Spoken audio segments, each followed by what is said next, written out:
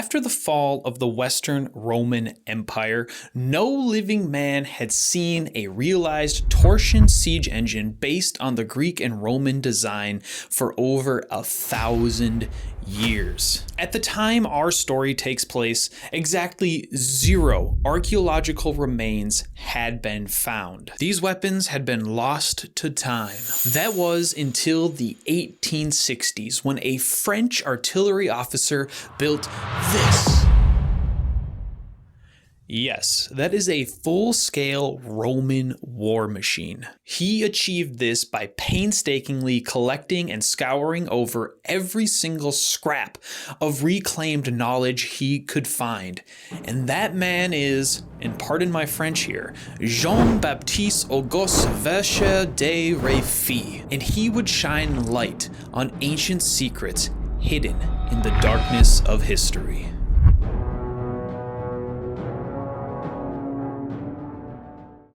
A huge shout out to the National Museum of Archaeology in France. I reached out to them and they provided a lot of the resources and images you are about to see in this mini documentary. These days, we know a good deal about siege weapons. Well, we like to think we do. So much so that people build them in their spare time as a hobby. However, we didn't always know as much as we do today.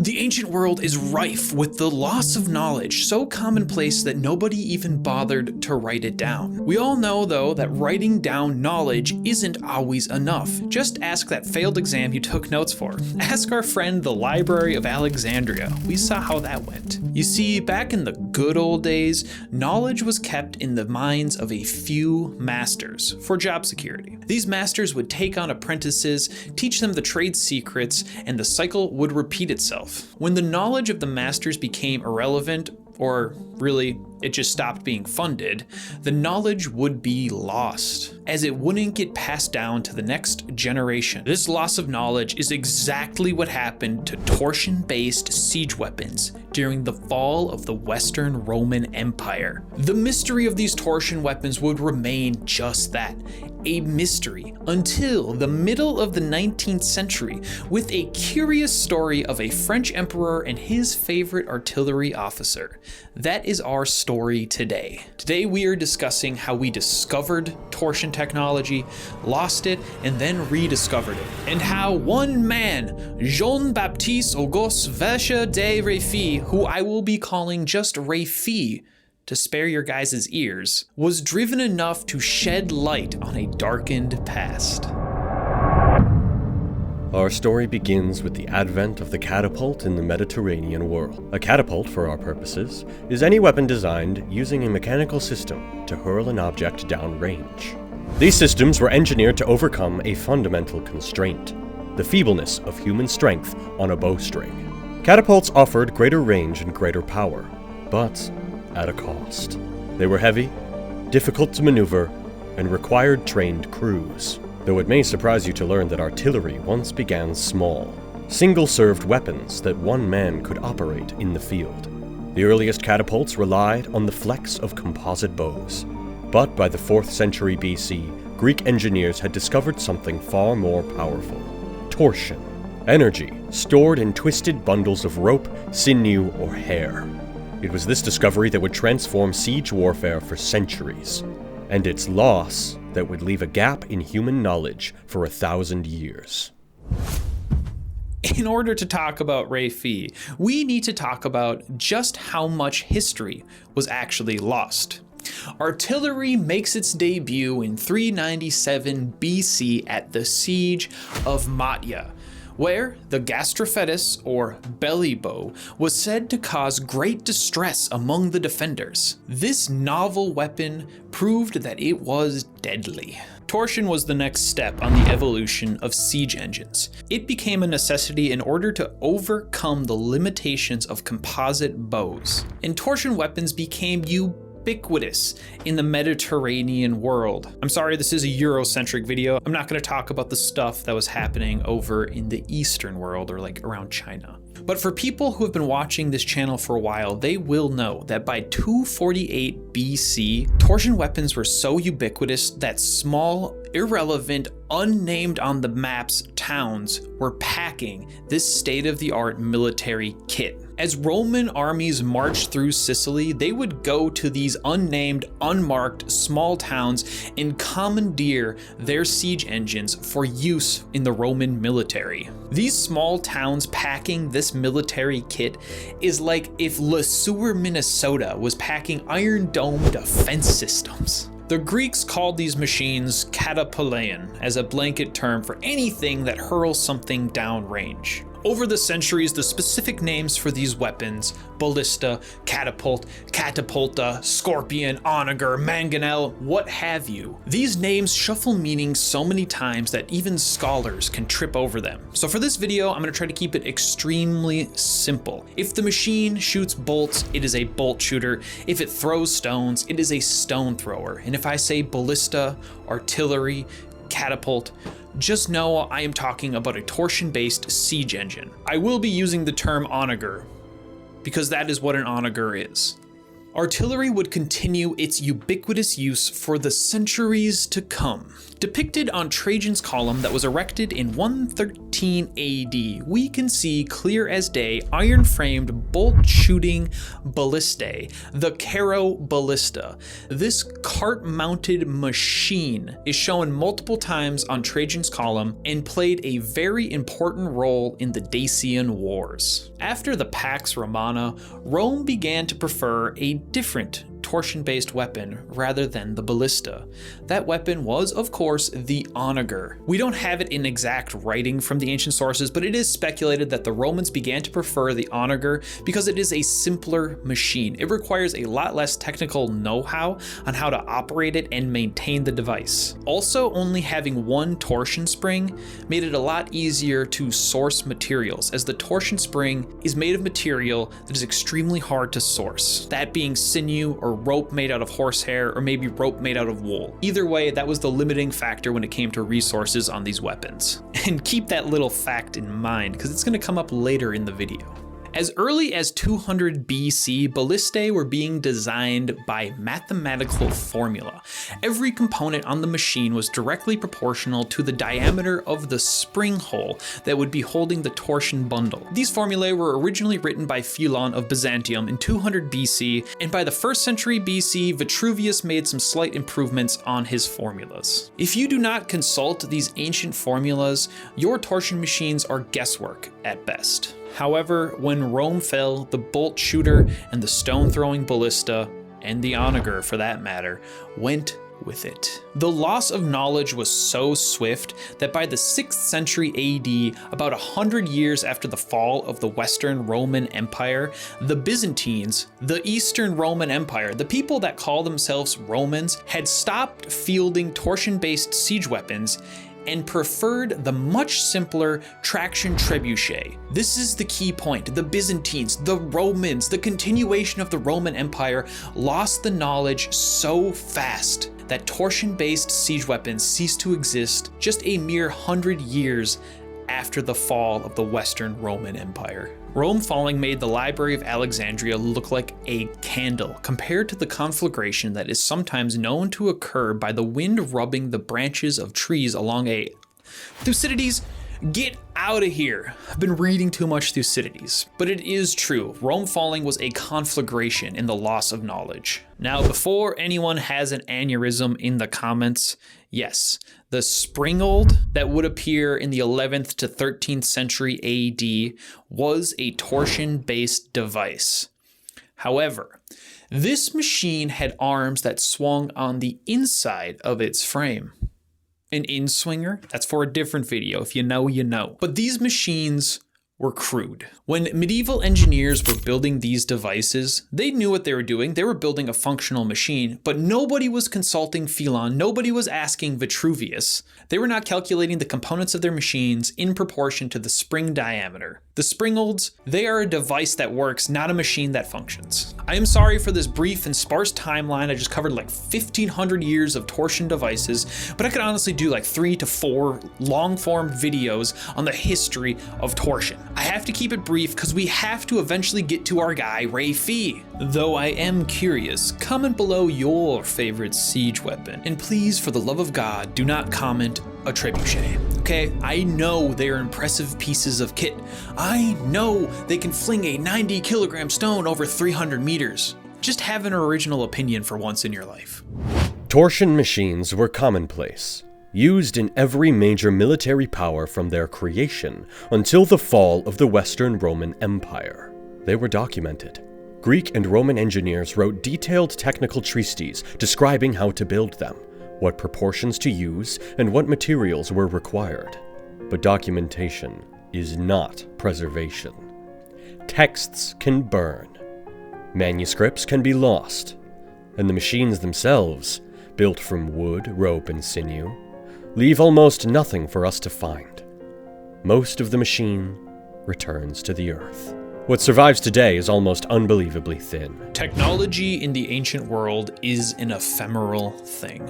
Torsion-based siege weapons that were so commonplace in the Mediterranean world completely vanished, and with them went the master artificers and craftsmen who knew how to build them. These weapons dominated the battlefield for over 700 years, and all we have to go off of for sources of their existence is a few ancient writers. They all wrote in different times, separated by hundreds of years. Even with these written sources, they are meager and problematic. Every single manuscript is a copy of a copy of a copy. No originals from any ancient author exist. Everything we know about these machines was passed through a minimum of 800 years of monks and Arab scholars writing down and hand copying the manuscripts. And these scholars and monks, they definitely did not know what they were transcribing. Don't get me wrong, it is better that any copies exist at all. They could have been completely wiped from existence. I'm sure there's plenty of ancient authors who wrote about siege weapons that have been lost to time.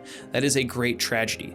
So it is amazing that we have anything to go off of at all. But make no mistake, these writings, they are corrupt. In addition to the scanty writing evidence, the visual evidence is shockingly thin. For such an advanced weapon system that was the pride of the Roman Empire, we only have a handful of stone carvings to go off of. As mentioned before, Trajan's column is probably our best source. Made in 113 AD, there are numerous ballistae depicted on the column. With that being said, these ballistae are stylized, not carved in great detail. The column of Marcus Aurelius, made in 193 AD, does have a ballista on it, but it is an incidental background prop and has been weathered greatly by the years. The tombstone of Gaius Fidenius Moderatus, a late 1st century AD Roman engineer. He was an architect as well, and he was so proud of his work that he had a ballista carved into the side of his tombstone. This ballista is a very important key to our story, so don't forget it. And we have the Pergamum balustrade relief.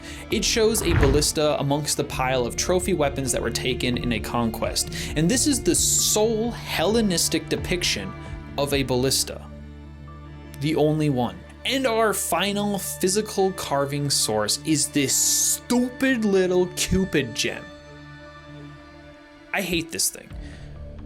That being said, it is the only depiction of a ballista that we have from an ancient source from the side.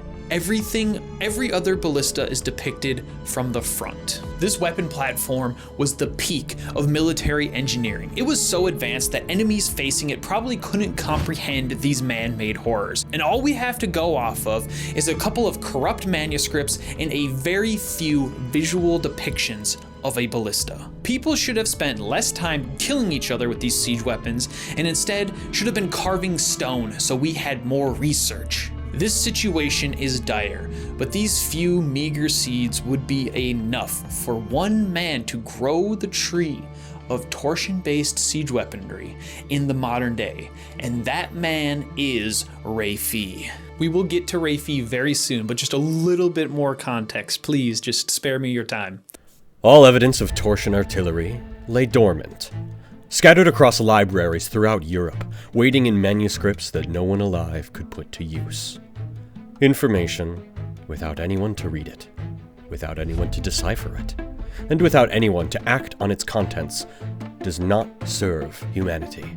It simply waits. And the tragedy is that light is not always shone upon it. Without human curiosity, without someone willing to dig through the forgotten shelves of history, entire arts are lost forever. But in the middle of the 19th century, that curiosity arrived. In the mid-1800s, the then Emperor of France, Napoleon, no, not that Napoleon, his nephew, Louis Napoleon Bonaparte III, Emperor of France. He was obsessed with ancient history, specifically Julius Caesar. He was personally writing a multi-volume biography on the history of Julius Caesar. Through this writing, Napoleon caught siege weapon fever, and that's a fever I'm sure we can all relate to having. Napoleon would appoint his artillery officer Reffye to bring these ancient siege weapons back to life. Catalyst for ancient history interest was part of a broader French cultural movement. Thierry wrote a book called The History of Gaul, and Henry Martin wrote a book called The History of France. And in it, they both talk about Vercingetorix. Vercingetorix is the Gallic leader that famously faced off against Caesar at the Siege of Alesia. If you don't know Vercingetorix, look him up. He is fascinating. So is Caesar. So is this entire story. Suddenly, with the writing of these books and turning Vercingetorix into a national hero, the location of Alesia became a matter of French identity, and so too did the weapons used at the battle. This French enthusiasm spread over to the Germans, and the Germans would translate the ancient Greek text into a modern tongue. This translation would bridge the ancient text into the minds of a modern scholar. Now, here's a story that doesn't get talked about enough inside a story that doesn't get talked about enough. A Swiss general named Dufour was also a military engineer in Polytechnique like Reffye, but Dufour was working in the 1840s, a couple of decades before Reffye would do his work. In 1840, he published a memoir on the artillery of the ancients, where he studied the machine strengths, the nature of their power source, torsion, and the means of tensioning these bundles. He wrote many detailed plates in his book and has lots of mathematical formulas, laying the groundwork for reconstructing these siege machines. Dufour went so far as testing a torsion bundle, but he never built a siege engine. He never fully tested its power inside an actual siege engine. He went all the way to the edge and then stopped. That's kind of sad. Here is the connection and why I mentioned Dufour. Napoleon III studied as a gunner under Dufour. This was at the military school in Switzerland back in 1830, and these men would maintain a friendship for the years to come. So when later Napoleon III becomes obsessed with ancient siege engines, it wasn't coming from nowhere. The idea had been incepted into his mind by one Swiss general, Dufour. Now, Napoleon III himself was no idle patron. Years before Reffye entered the picture, in 1850, Napoleon III had a massive reconstruction of a trebuchet built. The machine weighed 17,500 kilograms, had a 10.3 meter arm and a 4,500 kilogram counterweight, and hurled projectiles 175 meters. I know, a little bit short of that 300 meter range. Probably didn't build his trebuchet right. This was not a man who just read about ancient warfare, he was testing it. Although I guess a trebuchet isn't ancient warfare, it's medieval warfare, but you get the point. Okay, for real this time, we can talk about our friend Reffye. Work on the ancient machines properly began at Meudon around 1860. There was so much to be done. Sources to be gathered, compared, and translated. Ancient manuscripts needing to be reconciled with the handful of stone carvings that depicted these weapons. Plaster casts had to be made and shipped in from Rome. Reffye would travel to see what he could find firsthand, but the greater challenge was not the distance. It was turning 2,000 years of fragmented, contradictory, and often corrupt information into something that could actually be built. All that context was to just show you how important and difficult the work that Reffye was going to do is. I dug deep on this man. I read everything I could find on the French cultural website. I found some books from the early 1900s, late 1800s, scanned into Google, and had to read them. Most of them were in French, so I had to use silly Google Translate to figure out what I was reading. Our main source is a book written by one Helene Chu, and in this book she cites many handwritten notes from Reffye and Napoleon III, among others. Our man Reffye is known for a lot in his life, and reconstructing ancient siege weapons is one of the things he is not very known for. Reffye was born on July 30th, 1821 in Strasbourg. He was a graduate of the École Polytechnique who joined the artillery corps in 1845. The man was a first-rate technician, an inventor, a mechanic who could fabricate his own parts, and oddly enough, an artist. His military scorecard recounts that he could paint the watercolors very well. Impressive. It's not known exactly when Reffye and Napoleon III became friends and got in contact with each other, but it was probably around 1859 or 1860. We know this because by August of 1861, Reffye's military record says that he's been employed under Napoleon III doing research for almost 2 years. So that's when the ancient artillery begins, around 1859 or 1860. On August 22nd, 1862, Napoleon III officially appoints Reffye ordnance officer to the French military, and Reffye would stay in that role until the fall of the French Empire. Another fallen empire. Sad days. Reffye staying in that role so long was against the ordinary rule that an ordnance officer should only serve the sovereign for 2 years. I think this just goes to show that Reffye was just really good at his job. Or maybe that the empire was in such dire straits that they didn't want to appoint someone. I don't know. I think Reffye was good. Reffye was given control of the Meudon workshop, a major military manufacturing plant in the southwest of Paris. Here he would invent his most famous invention, the Reffye Militareuse, a state-of-the-art proto-machine gun, which was a 25-barrel volley gun. This weapon was developed in such secrecy that Napoleon III was paying for it out of pocket himself, so he didn't have to write it down on the empire's finances. While the design was solid, albeit a bit complex, it does show that Reffye was a sharp operator. He knew his stuff. He knew what he was doing. And I mean extreme secrecy when I say secrecy. At one point, Reffye had to write Napoleon III begging for him to send the police down to the Meudon workshop because there were people, and this is quoting Reffye's handwritten note here, speaking a foreign language, cruising around the facility. He believed this was foreign spies trying to sniff out the militareuse. Meanwhile, behind those same walls, Reffye was rebuilding Roman siege engines. Imagine being a spy in Paris, sneaking around a state-of-the-art weapons facility, and you peer through a little hole in a wall, and you see a Roman catapult. I'm sure that spy had no idea what he was looking at, and maybe he did think that it was of great importance. Now, I'm sure Reffye was obviously busy designing the future of warfare in the form of the militareuse, but Napoleon wanted more work from his subordinates, and that's why he tasked Reffye with reconstructing ancient artillery. Reffye was going to create these Roman war weapons from sources of, how I should say, leaves a lot to be desired nature. Now, let's just stop and think about all this for a second. The man who is running the state-of-the-art weapons lab in France, he is inventing the proto-machine gun himself, funded directly from the Emperor of France. And in his spare time, in the same building, at the same desk, he is reading 2,000-year-old Greek manuscripts. He's trying to figure out how to twist rope hard enough to hurl stones. The man building the future of warfare was simultaneously reconstructing its ancient past. This is not just a side project. It's a calling. In that same factory, with the same brilliant mind, ancient artillery would be brought back into the light of day. Reffye studied Vitruvius, Philon, and Heron, but here's the thing.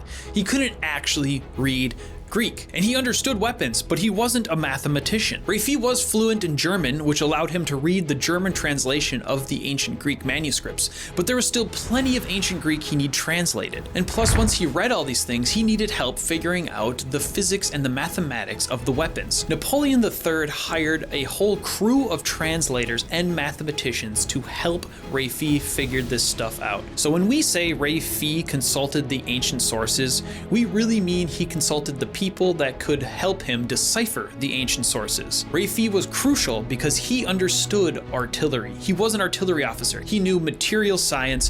He knew what weapons needed to function. He understood recoil, tensile strength, how projectiles work. But this was a collaboration across multiple disciplines. And that's what makes this even more impressive, the coordination required to pull all this off. This project was so important to Napoleon III that he actually had the entirety of Trajan's column recast in plaster. And in 1861 to 1862, he had this new column brought back to Paris for people to study. That is how important Trajan's column was, that the Emperor of France had a Roman monument recreated and transported across half of Europe. And guess who Napoleon III put in charge of overseeing the casting of Trajan's column? That's right, our guy Reffye. This meant Reffye was firsthand in Italy studying the ancient sources. He looked at Trajan's column and wanted to study it. What I want to know is, Trajan's column was built really tall. The depictions of these ballistae are 30 meters up in the air. How did the ancients expect people to see these things? Fly a drone up there? Either way, Reffye also went and saw the tombstone of Moderatus and had a plaster cast of that tombstone made as well. That ballista depiction would be brought back to the Meudon workshop itself and sat next to Reffye as he studied these ancient machines. Reffye was going to get his hands on every ounce of evidence and research that existed at the time. Writing to a famous art critic, Maxime Ducamp, Reffye wrote his methodology and describes it as such. First, proof by the text. Second, proof by iconography. Third, proof by experience. Text, images, and experiments. That's modern archaeological methodology, decades before it even had a name. And I want to stress something here. Reffye wasn't just a historian sitting in libraries reading the ancient sources. When he reads Vitruvius describing how a machine works, he isn't sitting there puzzled trying to figure out what it actually looked like. He's running the calculations in his mind. He's figuring it out. While you're busy rotating an apple in your brain, Reffye is building a ballista and spinning it in his brain. He knew what a weapon needed in order to function, because he built weapons for a living. That is what made him exactly the right person for the job. Napoleon didn't hand this to some academic. He handed it to a man who would get results. And for the last point, to drive home just how obscure this ancient technology actually is at the time, there had been exactly zero, none, not a single archaeological find of an ancient siege ballista ever. There wouldn't be a find of a ballista or catapult until 1914. Decades after Reffye had passed. Torsion as a power source was so confusing to a people when described. This is what a medieval author drew when asked to draw a torsion machine from the ancient manuscripts. What is that? Please explain it to me. Yeah, you see that right there? That's a torsion spring apparently. But before Reffye was going to build a full-scale Roman military machine, he built some small-scale ones, kind of like this guy here. This is one that I designed and built. It is a little tiny handheld ballista. Probably as early as 1860, he built these small scale models.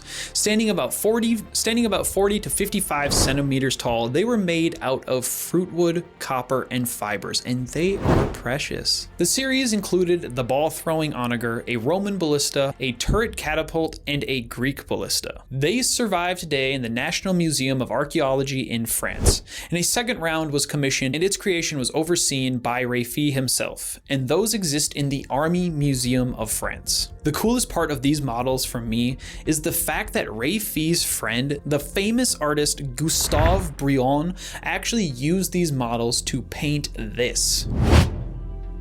Yeah, this has quickly become one of my favorite oil paintings. Brion used them as reference for a dramatic canvas, Siege of a City of the Romans under Julius Caesar, battery of ballistae and catapults. It was exhibited at the Salon of 1861, and Napoleon III liked it so much, he bought it. Just run that through your brain. An artist in 1861 is painting an ancient machine that no one had seen for over 1,000 years, using the models that Reffye built as reference for the painting. You know, as much as I like this painting, it weirdly looks like AI.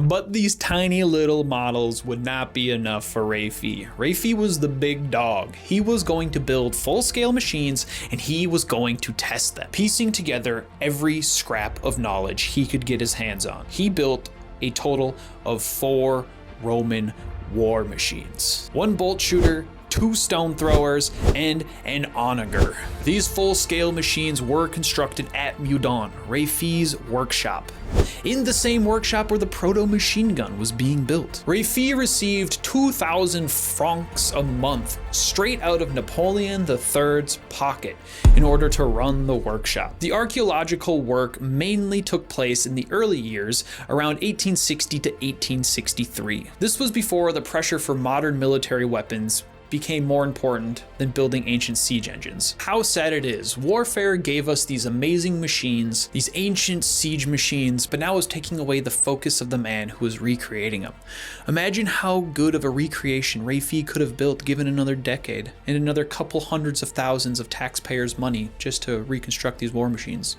You know, you gotta pay taxes, and if my taxes are gonna go somewhere, I want it to go to reconstructing Roman war machines. I like this. Here are some surviving images of his machines from the 1860s. Actual photographs of what was built. And Reffye wasn't content with just building beautiful machines. They were going to function. And he tested them and presented them to the public numerous times. This photo here from his demonstration in a courtyard of Saint-Germain-en-Laye from 1861. What I wouldn't give to be in that courtyard. Imagine being a French citizen walking around the streets when you stumble into a courtyard with a big excitement going on and you see a full-scale Roman war machine. You probably only have ever heard of these machines from some weird guy in the bar that cares way too much about history. Could you imagine how sad you'd have to be to get drunk and just rant about siege weapons for like an hour? I couldn't imagine. But then you walk into a courtyard and there it is, a full-scale ballista. That's like seeing a dinosaur resurrected from a fossil. That's like in Pokemon when you get Kabuto. If I ever get to time travel after visiting with Marcus Aurelius, there you'll find me watching war machines constructed by Reffye. And when Reffye tested these machines, it wasn't just a quiet afternoon in his workshop.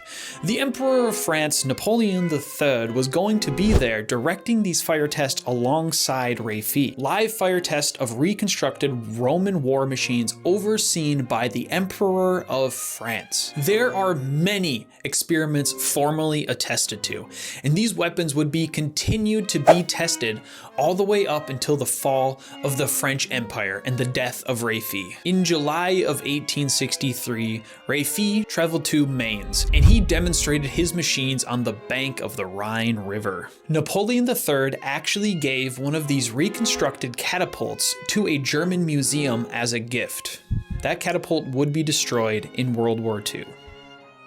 Sad, sad times. Here's another detail that shows just how alive these creations were. In October of 1863, in one of the handwritten notes from Reffye, he describes how you cannot run great experiments in the winter and had his machines disassembled. Torsion skeins, even made in the modern day, made out of silk.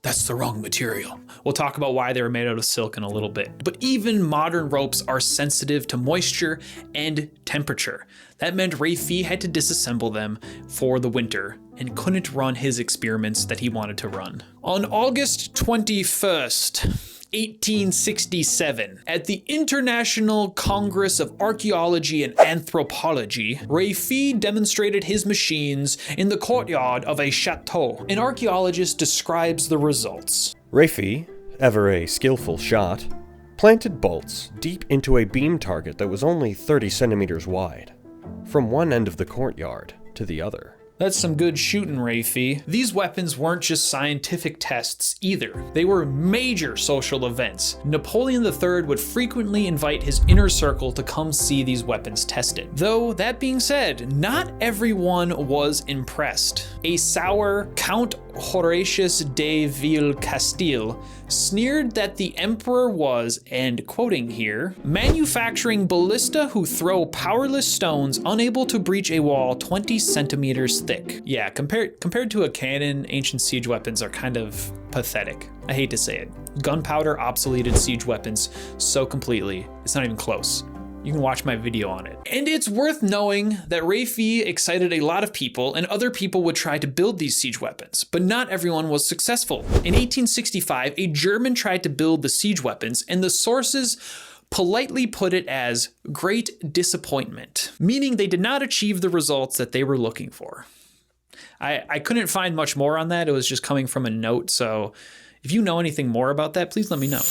In August of 1875, 10 years after the machines were first built, they would face their most public test. At the Camp de Loge, on the edge of the forest of Saint-Germain, Reffye's weapons would finally be measured against the claims of the ancient authors.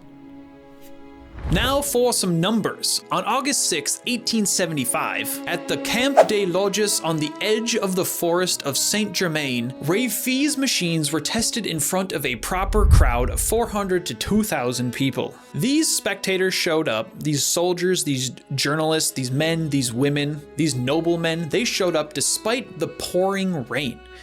There was a military band performing music to accompany these tests. Now, astute students of siege warfare might question here, how did these ballistae function in heavy rain? Good question. I will touch on that later. Just let me finish the story here. The large catapult reconstructed according to the ancient texts. It was a monster, about 4 meters long, 3.1 meters high, 3.5 meters wide. It propelled bolts of 1.3 meters length to 310 meters and pierced a wooden target at 150 meters. The onager that Reffye built, well, it sent stones weighing 2.5 kilograms to 250 meters. The targets were white wood panels, 5 meters high and 1.3 meters wide, set at about 150 meters away. A journalist from France wrote that the ancients must be looking down on these tests and smiling, seeing their creations rebuilt. I agree with that sentiment. I'm looking from the future, looking back, smiling. Now,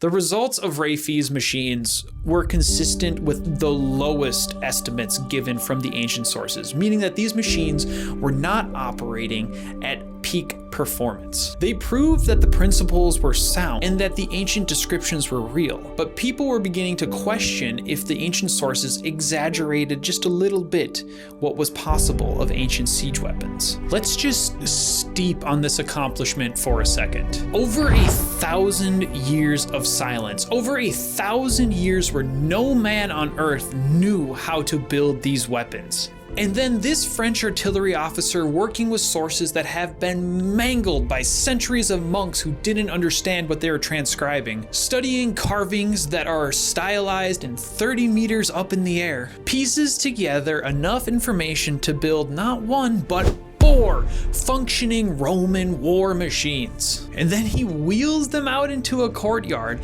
to demonstrate them in front of the world.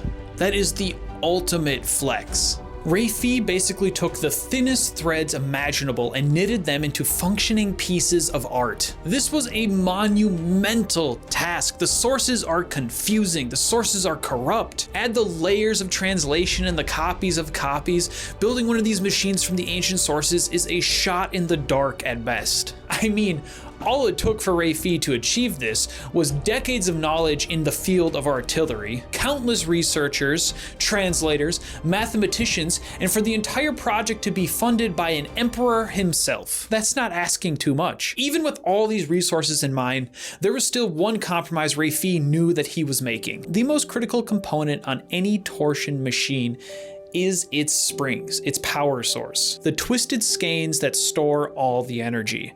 The ancient authors prescribe using sinew, horsehair, human hair, or through some modern speculation, wool soaked in oil, but Reffye used silk strings instead. I know, that is just shocking. In an 1874 letter to the museum curator Alexander Bertrand, Reffye admitted as much, adding, "But the real rope was in sinew, but it's not easy to get." He knew the power source he was using was wrong, and he couldn't fix it. Even with the emperor funding the research himself, Reffye could not afford, or couldn't even source, using sinew strings. As early as 1882, critics would point out this inaccuracy made by Reffye. They would write that he hadn't used certain animal muscles. This is probably the single biggest reason why Reffye's machines didn't get close to the performance of the ancient sources. The frames were close to right, the proportions were close to right again, but the springs, they were desperately wrong. And Reffye knew this, he admitted it. He had to make the compromise just to have a functioning machine though. And to give you guys an example of what Reffye was working with, just to show you that the ancient sources are confusing, this is a medieval manuscript. Can you make any sense of that? Please let me know if you can. I would love to speak to you. Well, his work would be later criticized and shown to not be 100% historically accurate. Reffye is, at least in my mind, the man responsible for bringing portion-based siege engines into the modern world. Building these machines is one of the first examples of experimental archaeology. Reffye was a pioneer in that sense. He was also a pioneer in the History Museum. This man built ancient siege weapons, made the proto-machine gun, helped perfect a breech-loading cannon, and he pioneered the History Museum? What a life, Reffye.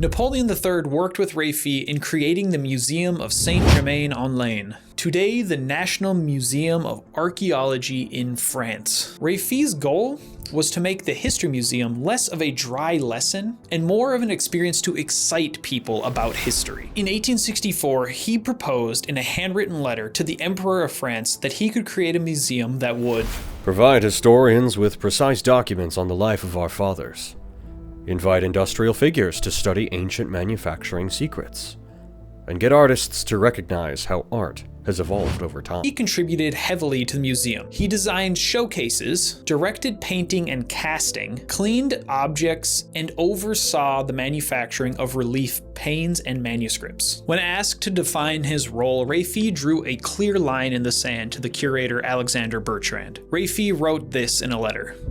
For my part, I am ready to do what I can as an engineer, but not as an archaeologist. I want to make showcases, direct paints or casts, and clean objects, etc. But I do not want to do paleontology or mineralogy or anthropology. Thank you.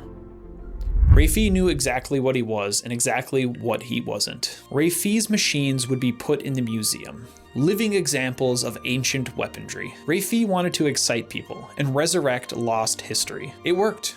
Here we are, getting all excited about Reffye's work and talking about it just now.